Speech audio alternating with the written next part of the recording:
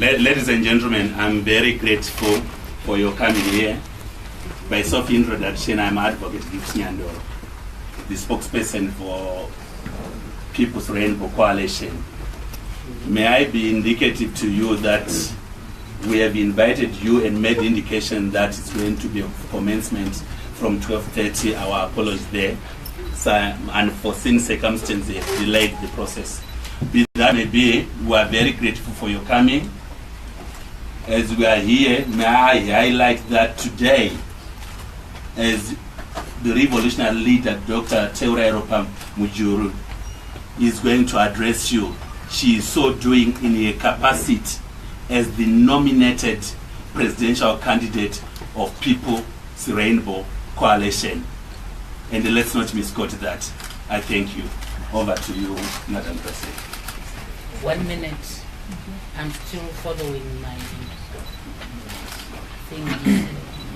Technology, as you know it.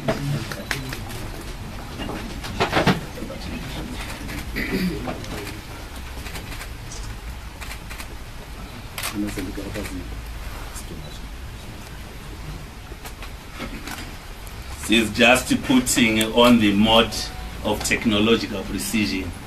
You know, these are some of the things that later arrived at Africa way back.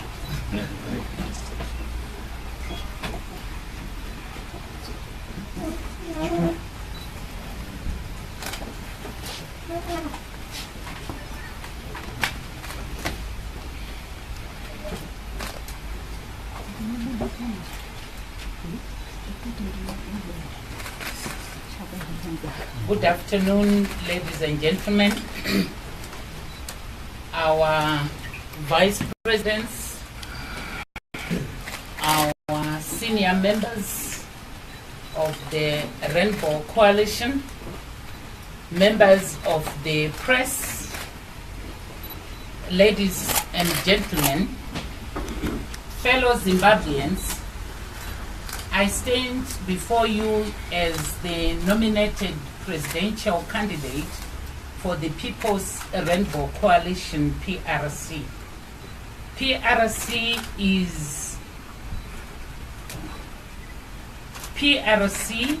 amongst its core values, has the liberation struggle,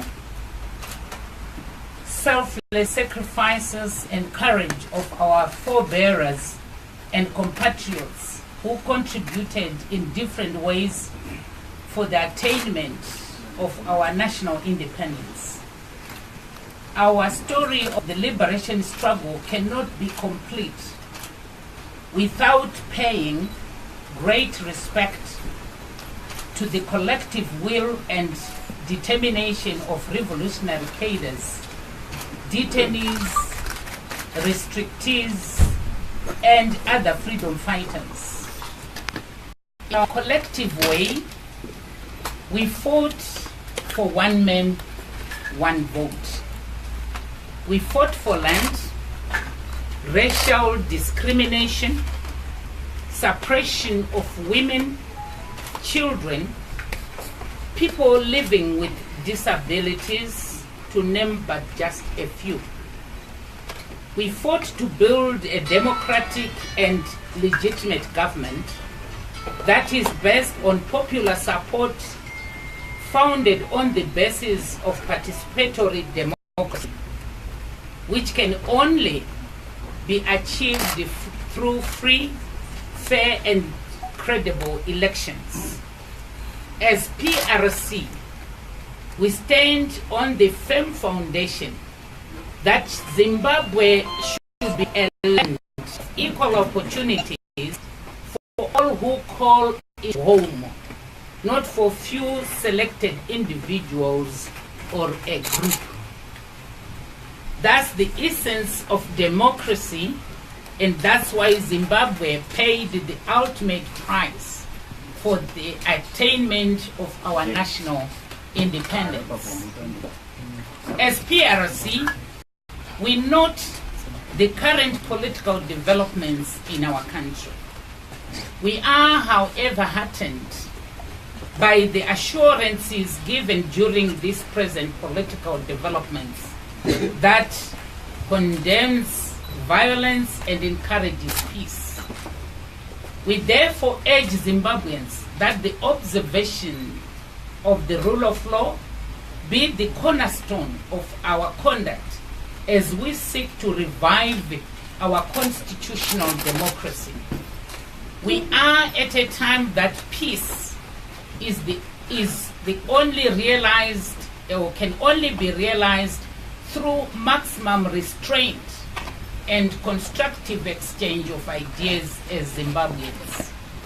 Going forward, as PRC believes that present political developments require collective engagement and national dialogue of all critical stakeholders in our country.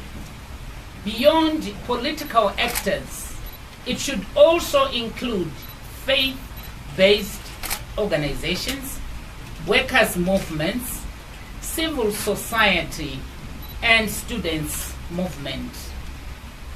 For the success of such collective engagement and dialogue, there is no doubt that we are in need of transitional arrangement that should attend to key issues of economic recovery and electoral reform processes.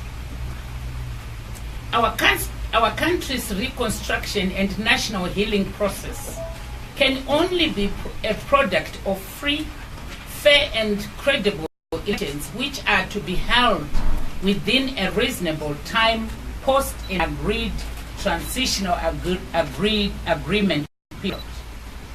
PRC believes that free, fair and credible elections can only be achieved through an enabling environment both during the current and registration exercise for one to register to vote and to actually voting process itself.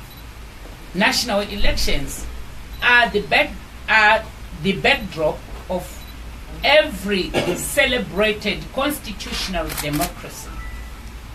It therefore follows that such elections should be observed and supervised by the African Union, SADC, electoral pan-African institutions, civil society, local electoral agencies, and the international community under the auspices of the United Nations.